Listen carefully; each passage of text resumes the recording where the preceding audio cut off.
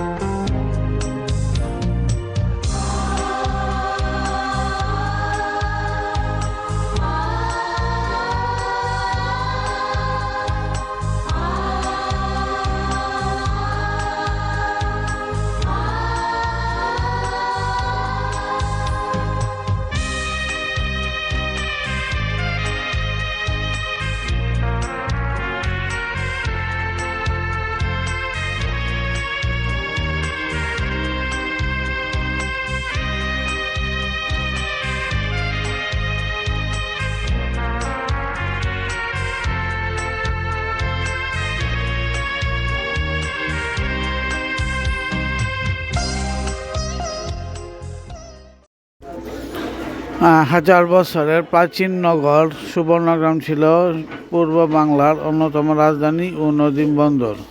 আজকের সোনারগাঁও প্রাচীন সুবর্ণগ্রাম বলে ঐতিহাসিকগণ মনে করেন।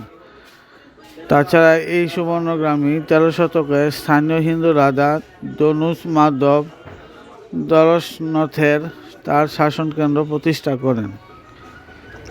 বঙ্গ অঞ্চল মুসলিম শাসনে আসার পর থেকে 1610 সালের পূর্ব পর্যন্ত সোনারগাঁও ছিল স্বাধীন সুলতানি বাংলার অন্যতম রাজধানী ও প্রশাসনিক কেন্দ্র।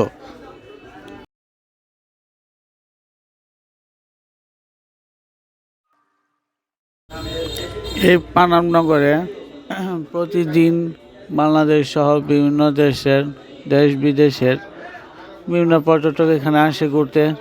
তাছাড়া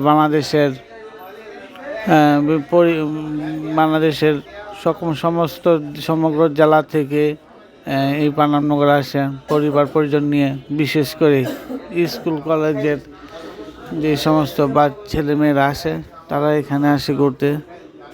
তো আমি মনে করি যে কোনো ফ্যামিলির সাথে ঘোরার জন্য যদি আপনারা পারফেক্ট জায়গা বেছে নেন তাহলে সেটা ক্ষেত্রে পানাম নগরটি আপনারা বেছে নিতে পারেন।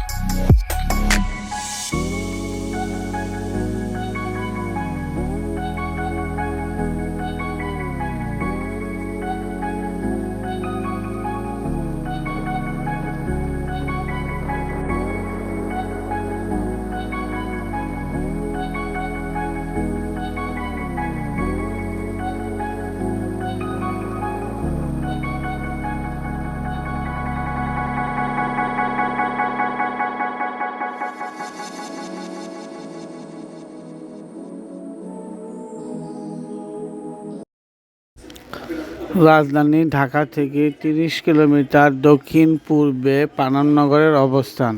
১৯ শতকের গোড়ার দিকে ধনাঢ্য হিন্দু বণিকদের দ্বারা পানামনগরের গোড়াপত্তন ঘটে।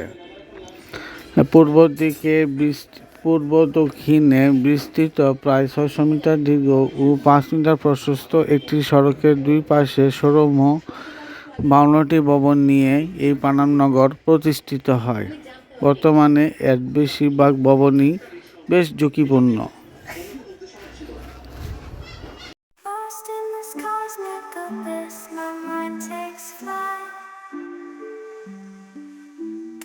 Echoes pulsating, setting the stage for the night.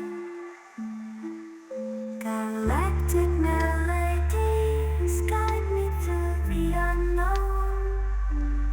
In this abstract hip-hop song, I feel at home. Navigating the depths like a jazz improvisation. New jazz rhythms set my soul in cosmic vibration. Deep house beats like stars twinkling in the sky. I reach the depths of my creativity as I fly high.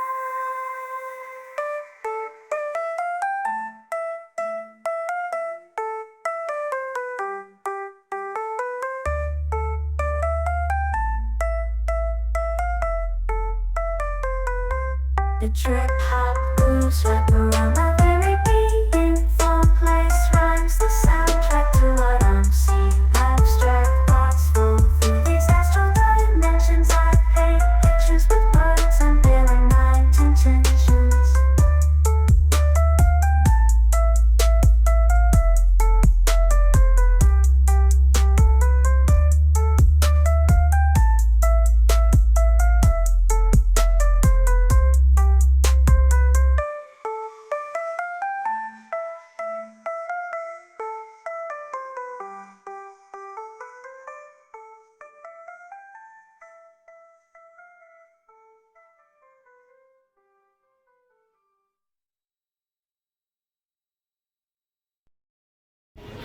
ভিডিওটি শেষ করার আগে আমার চ্যানেলটি যারা subscribe করেন তারা subscribe করবেন, লাইক করবেন, কমেন্ট করবেন এবং শেয়ার করবেন, বেশি বেশি শেয়ার করে দিবেন। তো